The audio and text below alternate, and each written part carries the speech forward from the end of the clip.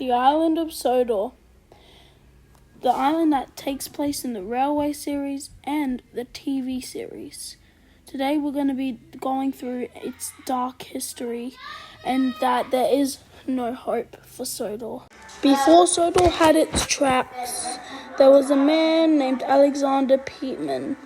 But he found Sodor before everyone else and turned it into a building. There was no trains back then. I pay great respects to that guy. But like all good islands, in 1940, missile strike.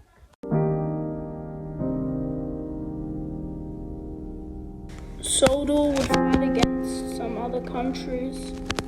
Win or lose, it was a life or death situation. Still, they won. But in the end, we won. But Sodor was just not looking the same. These pictures were taken outside of Sodor to prove that Sodor was dirty. After the war and the buildings were cleaned up, there was one person who thought they could make Sodor good again. His name was Sir Topham Hatt, or you could call him Keith Johnson. Here are some videos of Keith trying to get Sodor back so he can be the controller. News quickly spread about Keith, and what he said would become true. Keith fulfilled his promise and did what he said. The railway was full of engines and boats. This is where it went all downhill. Sir Topham Hatt had a son and along with two boys, one named Gerald and the other one, Thomas. Thomas was a nice boy and didn't really have any problems. There was just this one person that I couldn't stand. Here is a video of Thomas walking to the station. Oi, you! Get the f*** my station! Ever since the asshole ran the railway, he was an asshole to anyone that would drive a train or try and get a train. Now Thomas would walk on the road. Of course, when you're not using his transport, he'll find you. And that's exactly what he did to Thomas. Thomas received to be in hospital. Luckily, not much of his body was broken, just his arm and leg. Well, they really did take Thomas's advice. As Thomas liked trains too much, he turned into one. That morning, they turned Thomas into an engine, and he looked ugly. I don't know what the f*** I was looking at. That stupid did turn Thomas into something. News quickly spread about Thomas on the island, and soon Sir Topham Hatt would turn anything into an engine. Anyone who was disabled would become one. It was all part of the fat plan, and only if no one fell into the trap, we would still be here. Thomas would soon have his sheet to see what was inside. Sodor was doing well, and so were the engines. But, like most things, things would go downhill. I forgot about Henry. Henry the Green Engine was special. Henry was different because Henry needed special coal. If Henry did not have his special coal, he would not be able to run properly. But I guess this doesn't work with the fat because he made a deal with some people. Of course, this is when Sodor came to a downhill.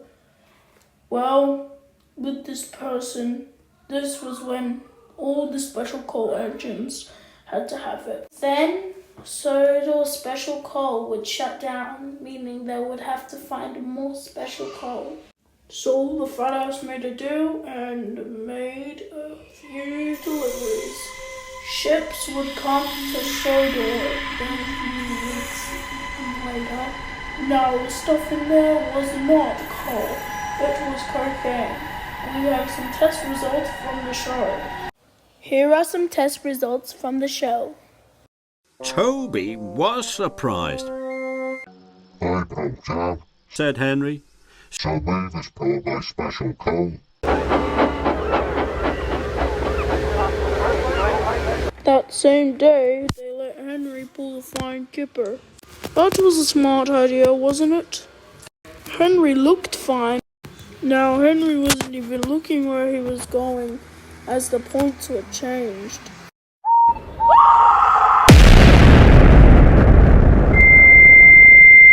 Henry destroyed the caboose and killed some people. The Fat Controller came to see him. "The signal was down, sir," said Henry.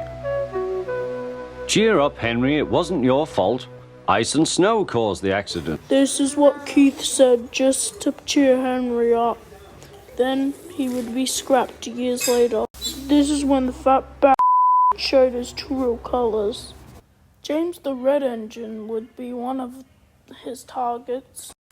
This is where the fat did anything he could to kill all his engines.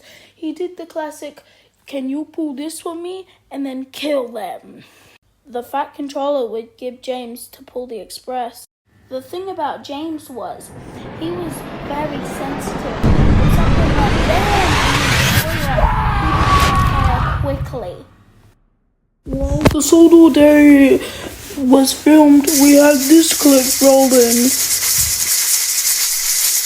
That day, James would burn into flames. Sadly, we don't have the footage.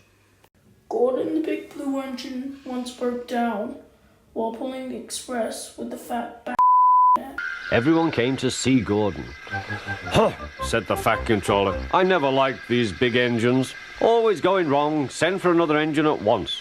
The fat bastard would send Gordon to Shed 45. This is footage of Gordon in the shed.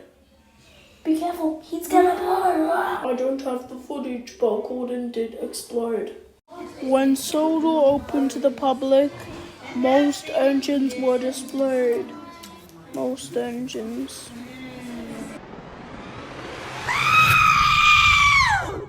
Percy didn't really like crowds. That's why he exploded in. Now they wanted to add nuclear systems into the place. I guess that's what they did. The fat son and Jenny Weevil had an idea. Thinking they could slave more vehicles, Thomas would bring the vehicles and they would work. Soon enough, the entire thing was done and completed, and the nuclear system would be complete. But there would be one character named Ned who would not want this to be a thing. "I'm gonna knock it down, who's with me?"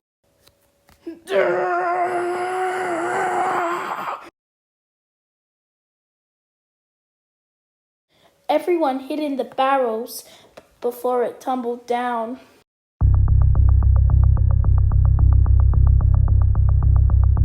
Oh my God!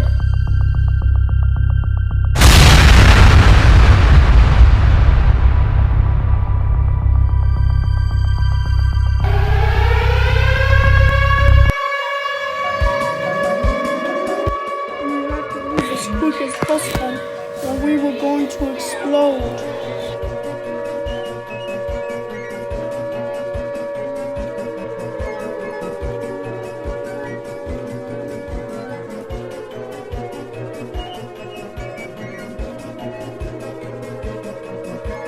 Thomas was very tired, and I could tell as Solar was getting worse and worse.